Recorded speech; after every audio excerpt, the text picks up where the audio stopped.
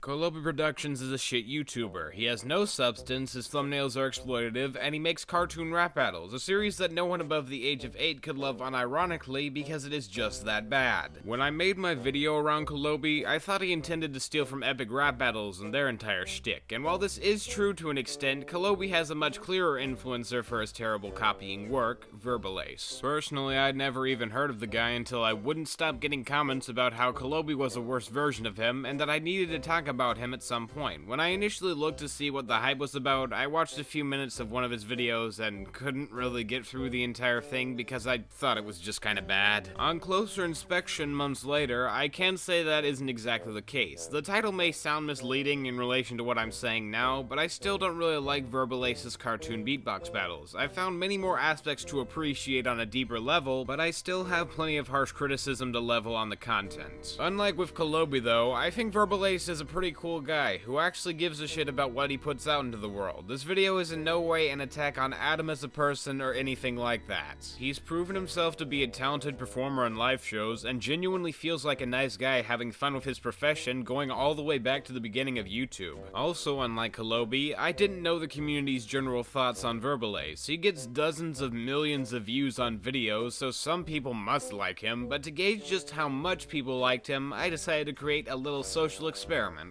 It doesn't involve any gazebos, but I think it'll suffice. On my Twitter, oh by the way, plug for my Twitter, I tweeted out the phrase Verbalase sucks, followed the next day by a genuine question on people's thoughts. The responses were somewhat mixed, but what everyone could agree on was whether or not they liked his content, they could agree he was a passionate guy and that his videos were harmless. Those two statements are both true, but, and I hope you all know this, just because content is harmless doesn't make it exempt from criticism or some form of ridicule. Despite the many positives, I believe there are just as many, if not more, negatives to go around. So while no, this video is not hating on Adam as a person and saying you should harass him in any way, I have plenty to say in flaws as well as positives. So to begin, let's talk about the music. Verbalase is, and has been, a professional beatboxer slash voice impressionist for many years. Videos of him beatboxing and trying to get better at his craft go back as far as 2006 of him just practicing in his room. He even has impressions of characters and sound effects going back over 10 years, which are just as impressive then as they are now. Until I looked at the live beatbox battle videos, I had no idea Verbalase was doing the voices himself. He's really good at impressions while keeping a beat that sounds enjoyable. He isn't exactly on a nice Peter from ERB level, but after the J. Robert Oppenheimer impression, I don't really think anyone on YouTube is.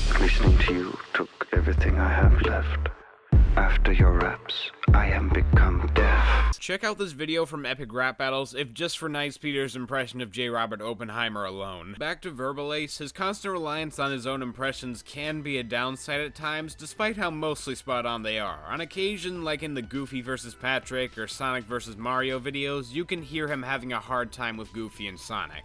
And you smell like used toilet paper, plumber man. While the impressions weren't always perfect, the sound on its own is pretty well mixed and balanced a majority of the time. On occasion, he makes it too low or too high, but overall, and even in his oldest beatbox battle videos, the microphone was decent to good, the songs stayed on beat, and nothing led me to believe it was unprofessional as far as listening capability was concerned. Every beatboxing performance is perfectly fine. Sometimes it goes above and beyond with some help from the production and reaches new heights, but when he isn't beatboxing, Adam's lyrics can be on the more amateur and basic side. He's been trying to incorporate more rap into the performance, which I can appreciate, but the lyrics were never great to start with, so the rapping bits will always have some kind of innuendo and or poop joke, and by that I mean using the word poop. Not even in the context of a joke half the time, it can just sort of be there, because, you know, the character's name rhymes with it, and the word poop is funny, isn't it? Waffles, falafel. I get your content is child-friendly, but just because you make innuendo jokes does not mean you need to balance it out by making a bunch of immature jokes. Along with rapping and beatboxing, Verbalase tends to try and do remixes or parodies of other songs for his battles. I don't see a problem with this if he mixes in his own stuff, which he does. I just thought it would be something worth pointing out since he does it pretty often. I couldn't really see myself regularly listening to Verbalase's songs since beatboxing just isn't really my thing, but I can see the market for the product and can understand why there are people who like what he does. My big issues start to come when talking about the portions of the video he doesn't directly contribute to, portions that are equally as important for these videos, one being the art style. style. Out of Verbalase's entire catalog of videos, it's easy to point at his old, really bad looking battles and call them terrible. I don't see a problem making fun of an old bad product, since if the person who made it looks back on it in comparison to their current videos, they should be able to laugh at how much worse they used to be in comparison to now. I do that kind of thing to myself all the time. I'm not saying that after those first two battles he didn't improve, that's an absurd claim, but some of the problems with art style carried over to Pennywise vs. Joker onward. One of the biggest offenses that both can be labeled with is the lack of consistency in art. Allow me to explain a really basic rule in animation. Never draw too much you aren't ready to recreate over and over again. What I mean by this is having too much detail on a character at one point can almost guarantee they'll be missing some of those features in future shots from the sheer probability that you'll forget some of those details, leading to an inconsistency in animation. This mostly happens with crews of smaller teams, but even in bigger things like anime, you can see that they have the lips moving but nothing else because the image is so detailed they don't want to have to recreate it for more movements. For instance, in the Patrick vs. Goofy battle, Goofy's body and head constantly change from being really detailed and fully shaded one moment to choppily drawn with basic colors the next. The head fluctuates in size multiple times, and in this scene, his ears are just missing. In the Sonic vs. Mario battle, Mario goes from being overly tall from his legs alone to regular height to tall again. Sonic's quill size changes drastically in different shots, and I can point out several moments where his back quill or quills are missing. Batman in the Black Panther vs. battle constantly shifts chin size, shape, figure, and doesn't look like he has a nose most of the time from bad perspective placement. Whenever Thanos shows up in a battle, the color of his stones and the placement of them is always changing. He's missing one or two in multiple shots, and in his most recent appearance he had 5 fingers instead of the usual 4 he's had in all previous ones. This kind of inconsistent animation leads me to believe there are no reference sheets. The entire purpose of a reference sheet is to make sure this doesn't happen in the finished product, so they almost certainly don't have them. Another reason could be the constant referencing and intermittent tracing that I noticed from the beginning. Referencing a previous work for your character is perfectly fine. I know for a fact it can be really difficult creating your own version of a character when you don't know what they look like most of the time. However, in those situations it would be ideal that after referencing to create the character, you'd be able to keep the character looking like they should for the rest of the video. When there are characters with different poses and such over the course of several different years and several different series, it isn't a challenge to find what they'd look like from a specific perspective for an angle you're going for. The key to getting good at perspective is not only referencing photos when you need a shot, but using your own style to create the perspective and not be too complex with it starting out. Verbalase's animations rely on referencing so often when they get the chance, I've found several straight up traces from poses and Google images that aren't difficult to find.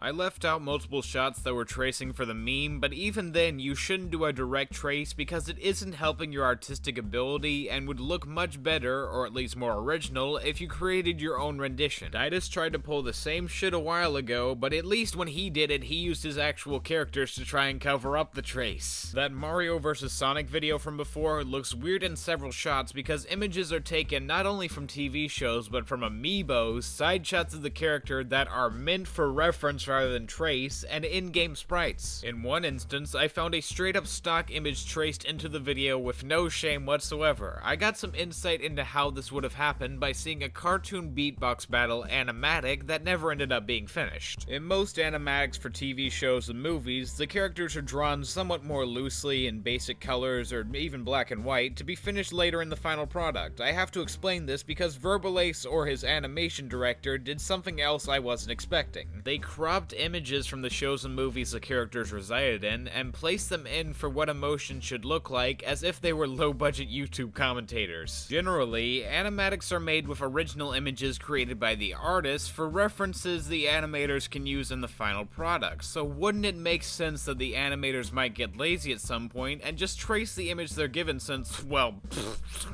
most people won't notice? Well, guess what? I noticed, and it brings down the quality of the videos by you doing so. though. Going back to perspective, the animators have shown not to be very good at it when the shot isn't of a straight-on character looking at the camera. I have many instances I can point to. Pennywise's pancake face, Thanos' dumb behind shot, Mario during most of his battle, Batman in his battle. Every battle has shots that can be pointed at as looking really bad for different reasons. A problem I saw when the characters' faces zoomed in on the camera was that instead of drawing the character getting closer, the animator or the editor just sort of zoomed in to make the character look closer. I know this because in fights such as the Thanos battle, you can see pixels on the side of his face, meaning the fights are made with a program that doesn't use vectors but rather rasters, the inferior of the two line types. I noticed when perspective isn't an issue, the cartoony expressions and actions the animators try to pull off still don't really work. A positive I can say about the animation is that there clearly is some long work put into it. There are shots where I am genuinely impressed, however few and far between they may be. The characters appear to run at full 24 frames per second, the same as TV standard, and it does give some explanation as to the tracing. The animators could be working hard and having a deadline pushed on them either by Verbalase or by the director, who should have caught the tracing long before it made its way to the final edition. Either them or the in-between checker should have been able to notice what happened. It kinda makes you wonder if Verbalase even knows himself. There's a problem in having 24 frames per second to begin with since, and I've checked this, other than Verbalase himself, none of the characters are given smear frames, which are used for the purpose of making movements much more fluid. Without them, the characters ironically look more floaty and slow when they aren't moving as much, and it comes off as unfinished or like there's something wrong which the viewer just can't place their finger on. I honestly think the show would look much better and be less expensive if it was toned down to maybe 12 FPS, so the animators have less time they need to spend making frames and will have less of an incentive to trace images to get the job done quicker. Or with the added time, the animators could also use it to make the characters look better in each shot with less inconsistency, so the average viewer can look at it and not feel weird like something is off half the time. The last major complaint I have about the animation is that the crowd shots specific to one battle may be reused for a different battle, and I mean this in the way that it'll be used for one battle, then another battle, but no other battles, so it feels like it's reused for lazy purposes, but that's understandable with the workload given. In the end of this, I may not like cartoon beatbox battles and think that his content, mostly on the animation side, needs some major improvement, but the fact YouTube is making it so Verbalase can't get any money off his work is definitely bullshit, and I think you guys should support him if you like his music. While I pointed out plenty of flaws I think should be fixed and improved upon, there's a clear amount of work that goes into each cartoon beatbox battle, so why should Verbalase have to stop because YouTube's being shitty? That's my video, and always remember kids, at least it ain't Kalobi Productions.